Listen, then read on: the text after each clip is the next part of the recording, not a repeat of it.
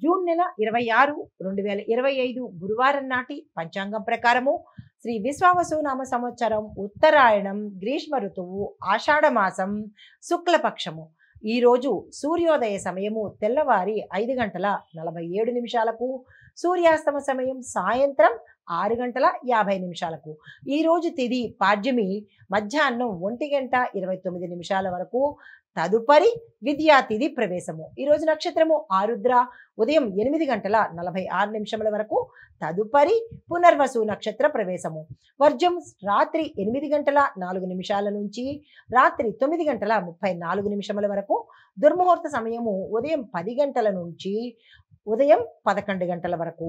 మరలా మధ్యాహ్నం 3:21 నుంచి సాయంత్రం 4:13 వరకు.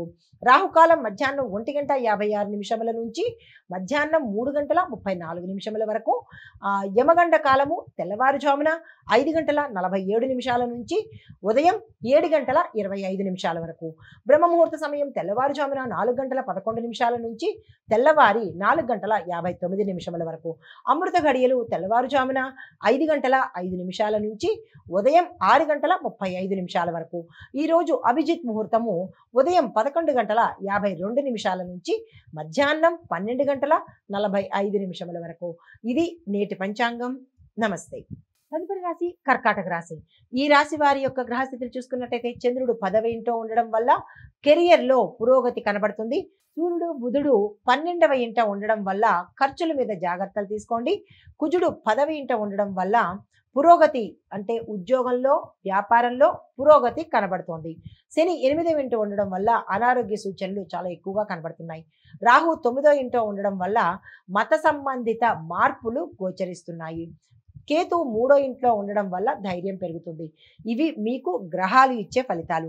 గోచారులు ఇచ్చే ఫలితాలు. కార్యాలయంలో మీ ప్రతిభ వెలుగులోకి వస్తుంది. మీరు చేస్తున్న ప్రయత్నాలకు గుర్తింపు కనబడుతుంది.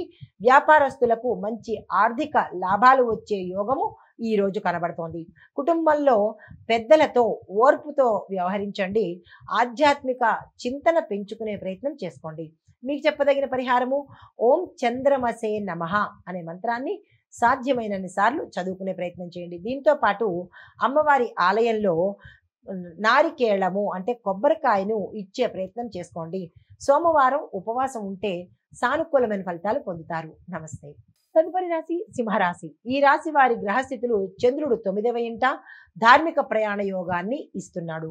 సూర్యుడు బుధుడు 11వ ఇంట ఉండడం వల్ల లాభాలకు బాట వేసే పరిస్థితి కనబడుతోంది. కుజుడు 9వ ఇంట ఉండడం వల్ల దీర్ఘకాలిక ప్రయాణాలు అనుకూలంగా ఉంటాయి.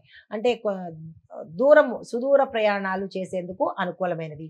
శని 7వ ఇంట్లో ఉండడం వల్ల దంపతుల మధ్య అపార్థాలు తొంగి చూసే అవకాశం ఉంది. జాగ్రత్తలు తీసుకోండి. రాహు 8వ ఇంట ఉండడం వల్ల తెలియని ఖర్చులు రహస్య వ్యయాలు జరిగే అవకాశం ఉంది. కేతు 2వ ఇంట్లో ఉండడం వల్ల మాటల మీద నియంత్రణ కోల్పోయే పరిస్థితి ఉంది. అది పెట్టుకునే ప్రయత్నం చేసుకోండి. ఇవి గ్రహాలు మీకు ఇచ్చే ఫలితాలు.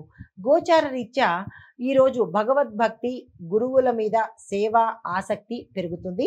మీ మద్దతుదారుల నుంచి అంటే మీకు ఎవరైతే సపోర్టర్స్ ఉంటారో వారి దగ్గర నుంచి హెల్ప్ వచ్చే అవకాశము కనబడుతోంది. వాణిజ్య రంగంలో లాభదాయకమైన ఒప్పందాలు కుదురుతాయి. కుటుంబ సభ్యుల మధ్య అన్యోన్యతతో పాటు కుటుంబంలో ఎవరికైనా అనారోగ్య సూచనలు కనబడుతున్నాయి. జాగ్రత్తలు తీసుకోండి. వ్యయం పెరిగినప్పటికీ అంటే ఖర్చు పెరిగినా కానీ ఆ ఖర్చు మంచి ఖర్చే అయి ఉంటుంది. అయితే మీకు చెప్పదగిన పరిహారాలు ఓం సూర్యాయ నమః అనే మంత్రాన్ని సాధ్యమైనన్ని సార్లు చదువుకుంటూ దత్తాత్రేయ స్వామి వారి ఆలయ దర్శనం చేసినట్టయితే సానుకూలమైన ఫలితాలు పొందుతారు. నమస్తే. తదుపరి రాశి కన్యా రాశి. ఈ రాశి వారి యొక్క గ్రహస్థితులు చంద్రుడు 8వ స్థానంలో ఉండడం వల్ల అంతర్ముఖ ధోరణి అంటే మీలో మీకు ఒక రకమైన మెచ్యూరిటీ వచ్చే అవకాశం కనబడుతోంది. సూర్యుడు బుధుడు 10వ ఇంట ఉండడం వల్ల కార్యదీక్ష మంచి కమ్యూనికేషన్ వచ్చే అవకాశం కనబడుతోంది. కుజుడు 8వ ఇంట ఉండడం వల్ల అప్రమత్తత అవసరము. అంటే ఈరోజు చాలా అలర్ట్గా ఉండవలసిన పరిస్థితి. శని 6వ ఇంట ఉండడం వల్ల ఆరోగ్య సమస్యలు తలెత్తే అవకాశం ఉంది. జాగ్రత్తలు తీసుకోండి. రాహు 7వ ఇంట్లో ఉండడం వల్ల భాగస్వామ్య సంబంధాలలో అపార్థాలు వచ్చే అవకాశం ఇటు కుటుంబంలో కానీ ఇటు వ్యాపారంలో కానీ జాగ్రత్తలు తీసుకోండి. కేతు 1వ ఇంట్లో ఉండడం వల్ల తాత్వికమైన అభిప్రాయాలు మీకు కలుగుతాయి. ఇవి మీకు గ్రహాలు ఇచ్చే ఫలితాలు. గోచారాలు ఇచ్చే ఫలితాలు ఈరోజు మీరు అంతర్ముఖంగా మారుతారు. దీంతో పాటు కార్యాలయ పనుల్లో నిర్దిష్టత అంటే ఒక సిస్టమాటిక్ అనేది అవసరము. కుటుంబ సభ్యుల మధ్య అంటే అన్యోన్యతతో పాటు మీ కుటుంబంలో ఒకరికి అనారోగ్య స్థితి కనబడుతోంది, జాగ్రత్తలు తీసుకోండి. వ్యాపార భాగస్వామ్యాల్లో సందేహాలు వచ్చే అవకాశం ఉంది. క్లారిటీ ఇచ్చే ప్రయత్నం చేసుకోండి. పరిపక్వతతో అంటే కొంచెం మెచ్యూరిటీతో కనుక మీరు వ్యవహరిస్తే ప్రయోజనాలు పొందే అవకాశం ఉంది. పలు విషయాల్లో తొందరపాటు నిర్ణయాలు తీసుకునే అవకాశం ఉంది, జాగ్రత్తలు తీసుకోండి.